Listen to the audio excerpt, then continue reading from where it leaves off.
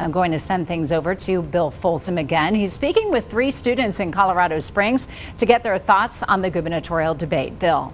Yeah, Diane, students are recognized in the data as being some of the lowest voting turnout, but they're also part of the voters who are most likely to listen, who are still forming in what they're thinking, and they may lean left, they may lean right, but they may also be more malleable in how they look to the future.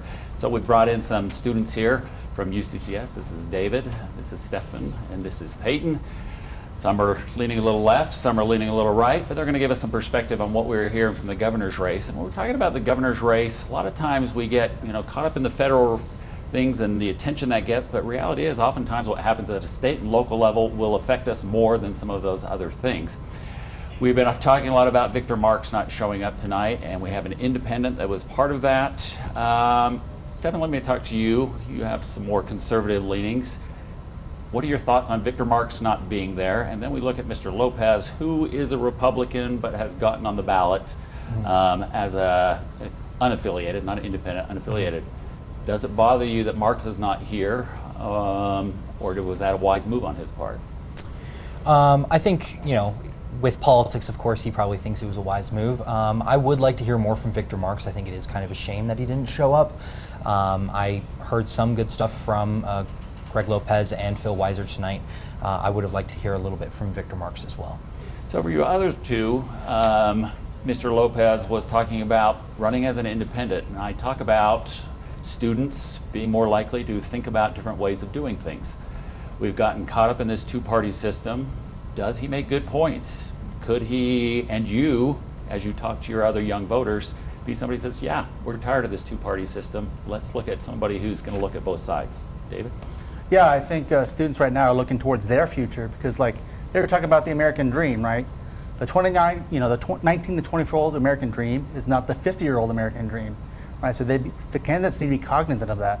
As a matter of fact, as they talk about collaborating on certain efforts, 3 of us got together. We're going to do some bridging efforts just to get out the vote. Not partisan, we don't care who it is, just get the vote out so they can have their voice heard. So, I mean, it's hard to say. Like, between these two, they kind of covered a lot of things together. But again, like Victor Marks not being here, that's kind of telling.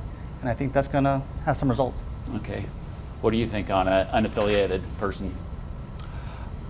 Personally, I don't know if an unaffiliated person who's running would have the support of a lot of college students, especially Colorado college students. I feel like right now we're seeing this blue movement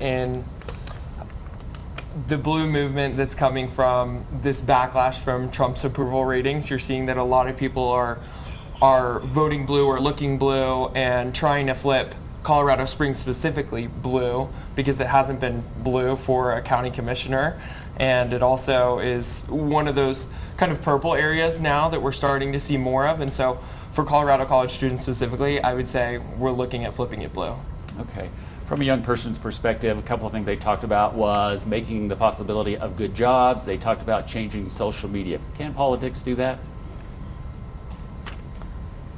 Anybody want to jump in on that? I would say to a degree, they can put some parameters on there, but first there was Facebook, then there was Instagram, there was TikTok. They can mandate certain policies on certain platforms, but society's going to adjust. So I don't know if they can anticipate every contingency. And do we need to talk to young people about what social media is doing there? Do you see a problem with social media among your peers?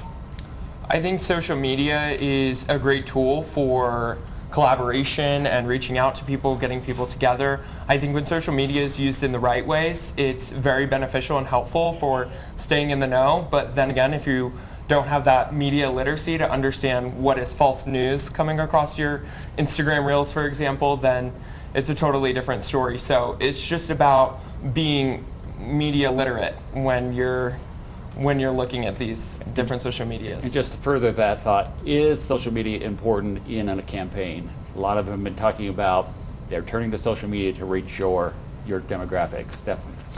Yeah, I mean, fundamentally, social media is going to connect a lot more of us young people than regular news channels or debates are going to do. We're on it more.